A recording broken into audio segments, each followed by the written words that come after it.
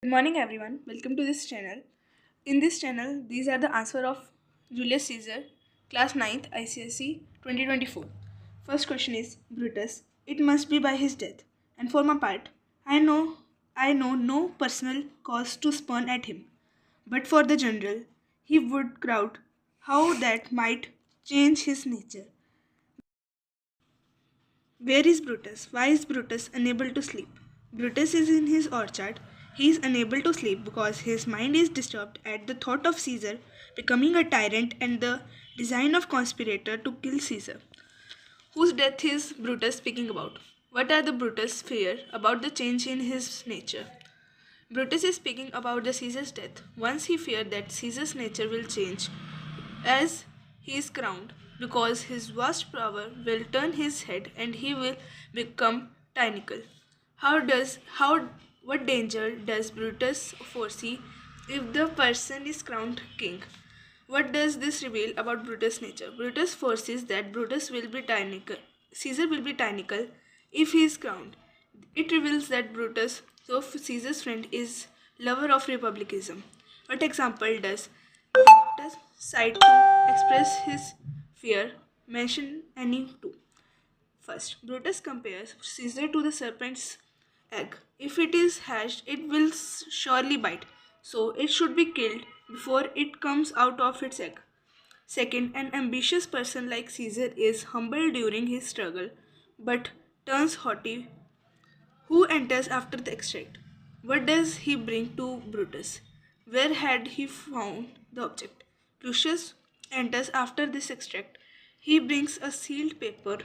While searching for a flint, he had found it in Brutus' study. Question number 2. Brutus. Tis good. Go to the gate. Somebody knocks. Lucius and exit Lucius. Since Cassius against Caesar, I have not slept. Between the action of a dreadful thing and the first motion, or the hideous dream. Answer first. The full lines are between the acting of dreadful things and the first meeting motion. All the interium is like a phantasma or hideous drama. This vividly describes the surreal feeling of the time between making the fateful decision to commit a horrible act and actually carrying it out. It feels strange and nightmarish, almost unreal. What is the purpose of people who come to meet Brutus? How have they disguised themselves? A group of men, including Cassius, Casca, Decius Brutus, Cinna, Metellus Cimber, and Trebonius, come to secretly meet Brutus at his house. They had has clearly disguised their by pulling their heads down over their ears and covering their lower halves of their faces with their cloaks.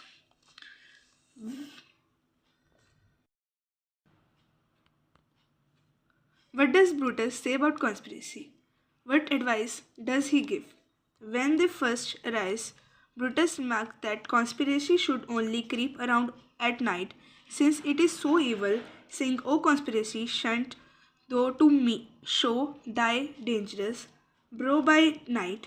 He advises them to hide their true dangerous intentions friendly, behind friendly smiles and courtiers. What is a figure of speech used by the Brutus to describe the conspiracy? Explain. The vivid figure of speech Brutus uses to describe the unnatural and wickedness of conspiracy is personified. He gives the abstract concept human attributes, saying it chooses when to roam freely and should be ashamed to show its face. This emphasizes how deeply wrong he feels his conspiracies. The answer fifth is as same as the 2 2. You can match from that question. Question number 1. Question number 3. Who suggested that an oath should be taken? What does this show about the person's foresightedness?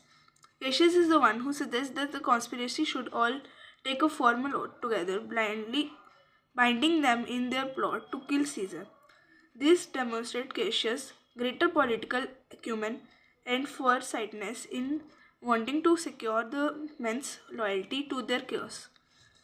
who, according to Brutus, swear an oath. According to Brutus, only weak, cowardly men swear oath. He believes true Roman and noble men should keep their words without requiring an oath. Why does Brutus feel that swearing an oath is not necessary? Brutus argues that taking an oath is unnecessary because their intentions are honorable, so their inner virtue should be enough to commit them to the cause. He thinks an oath is only for dishonest men whose words alone cannot be trusted. What is the next instance in which Brutus contradicts Cassius? In what way does this blunder, committed by the Brutus, surface in the play? Brutus ignores Cassius' advice again when deciding whether to assassinate Mark Antony along with Caesar. Unfortunately, their fateful decision proves to be a grave blunder as Antony used his funeral oration to successfully turn the public against Brutus and the conspirators. How does the Cassius turn his farsightedness regarding the killing of Mark Antony? How correct was Cassius in assessment of Mark Antony? Cassius wisely foresees that allowing Mark Antony to live would come back to haunt them, arguing that Antony would use his influence with the Roman people to undermine the conspirators. This demonstrates Cassius' good judgment and political bravery since Antony did indeed become their enemy.